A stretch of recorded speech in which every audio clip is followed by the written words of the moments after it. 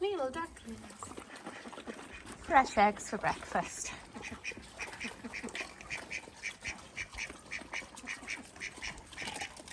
With the chicken sharing as well.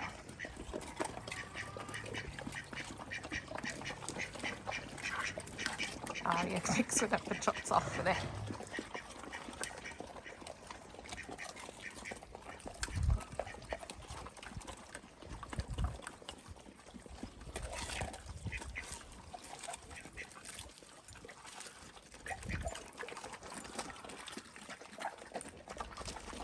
So marginally more human this morning.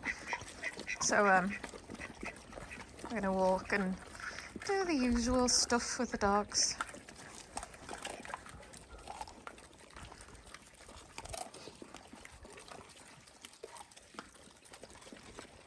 The only trouble is when they have eggs for breakfast, their farts are buzzing.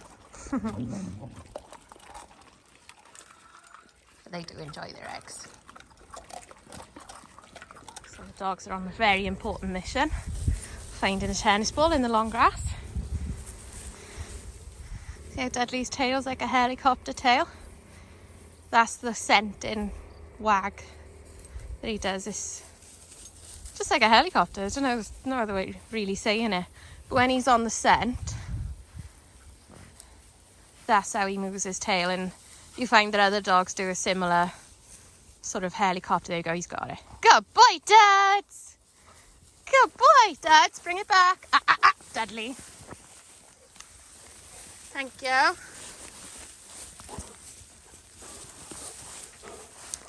Right. Since I got you here, bow. Dudley, bow. Good boy. Bow. Speak. Louder. Good boy. Down. Bum on the floor. Boy. And we'll go that way.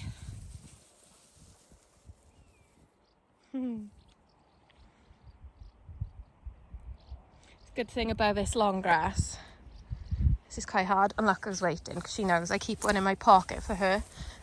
We don't do a lot of retrieves, do we? Because it's hard for puppies, it's too hard in their joints. Out. Good girl. Sit, Jude. You're pretty good, Jude. You look dopey with your ear back. But Phoebe is very, very tennis ball focused already, which is cool. So, up the mountain, first walk of the day. I've already been back to bed once. My wrist is still so bad. And then I'm not sleeping right, and then the cycle goes round and round and round. So I've been scatter feeding because I've been on the phone a lot, and I couldn't go any further in case I lost signal.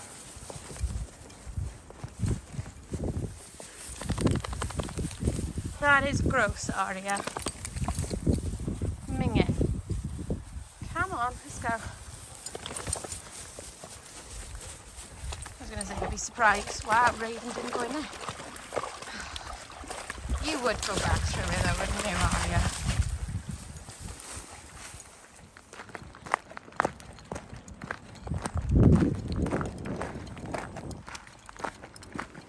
So yeah, I'm still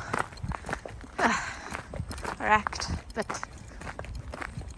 it's one of those things, like, I really need to sit down and rest my wrist on a pillow for probably a couple of days and do nothing else.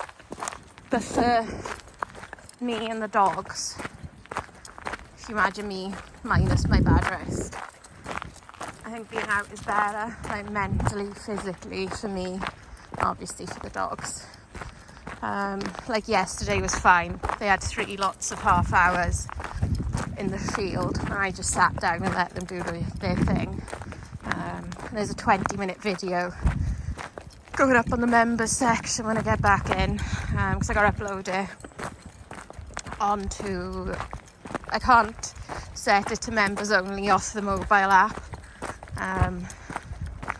but yeah, Team Half One is cool. I'm enjoying it, enjoying giving extra content, and it's like pushing me to think about more content, because you can hide behind one video a day, and not give a lot if I'm not feeling up to it.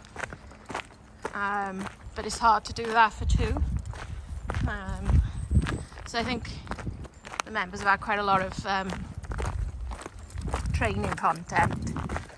And Aria was really sweet. I watched it back and she's so happy and excited when she thinks she's doing it right, or we're nearly doing it right. She's just a darling. Everybody loves Aria because she's just so sweet and she's so pretty. Even if she is a loony and a water mud monster up the forestry. The sun's really in my eyes and I can't really see what I'm filming. But look, Echo's gone up ahead now. Hopefully Nala's coming out of the Phantom and we're back to Nala. So I see time and time again, people going on about loose lead walking and what can I use on my dog to stop it pulling. Well, you can use gadgets like halties and all that stuff, but it's not actually teaching your dog not to pull. It's just preventing it from pulling when it's wearing it. So if your haltie breaks, you forget it, it's in the wash, you're still in the same boat if you've got a dog that's pulling. So a tool like a slip lead, which everybody's on except for Nala, she's just on a normal lead on a flat collar, is a really clear tool to the dog.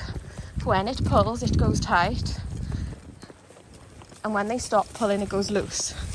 So it's a clear reward to the dog for not pulling. Pod, now I'm talking, he's like going ahead of me.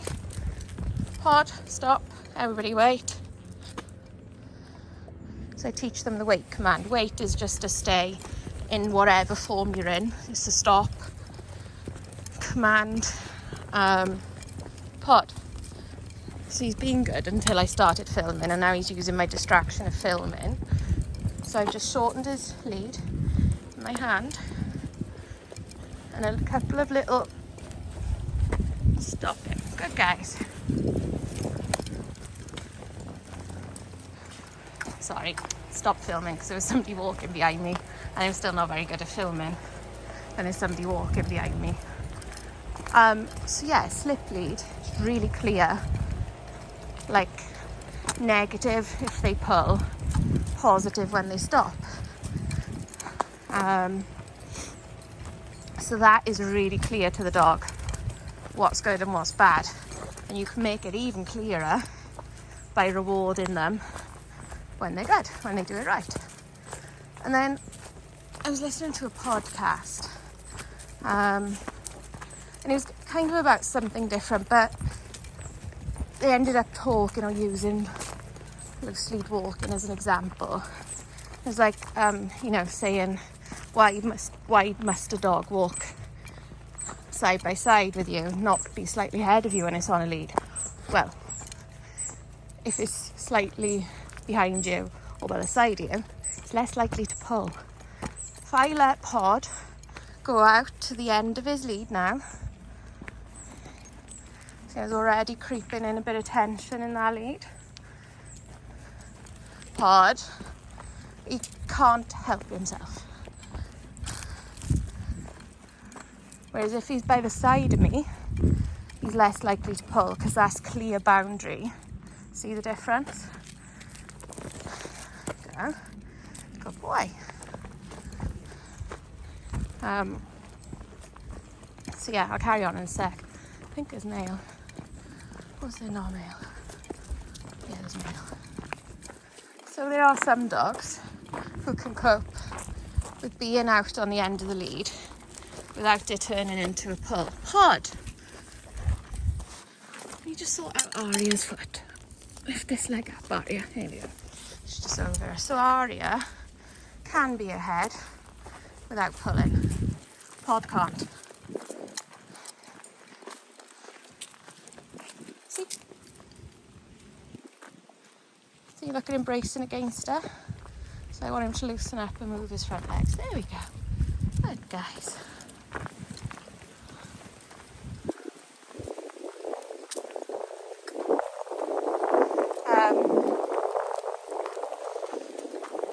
So yeah, like people wanting to use gadgets, it's only ever going to be a short-term solution.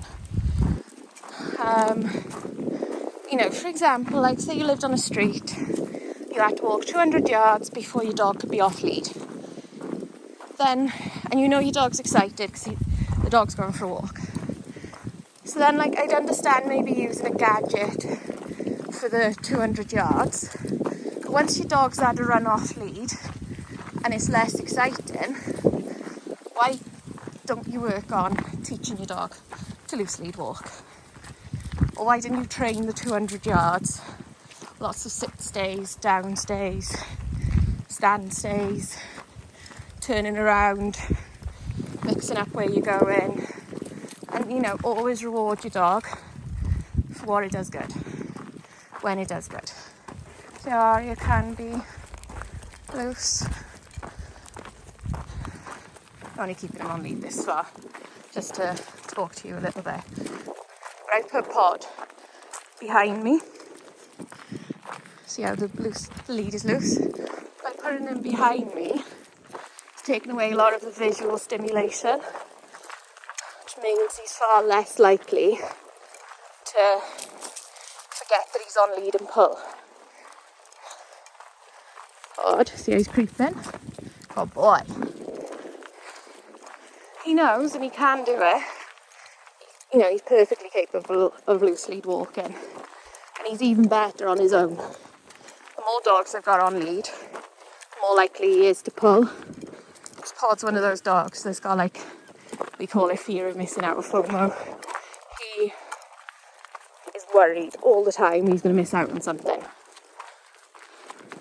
And he's the type of dog, he'd rather go to the vets than potentially miss out. Aria, come here.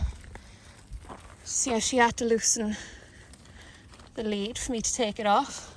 I wasn't going to take it off. Good girl.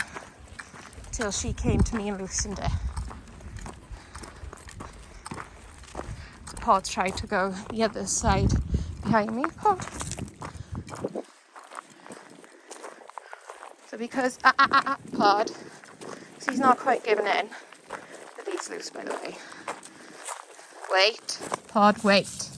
Sit. Pod. Good boy. Good, wait. Wait.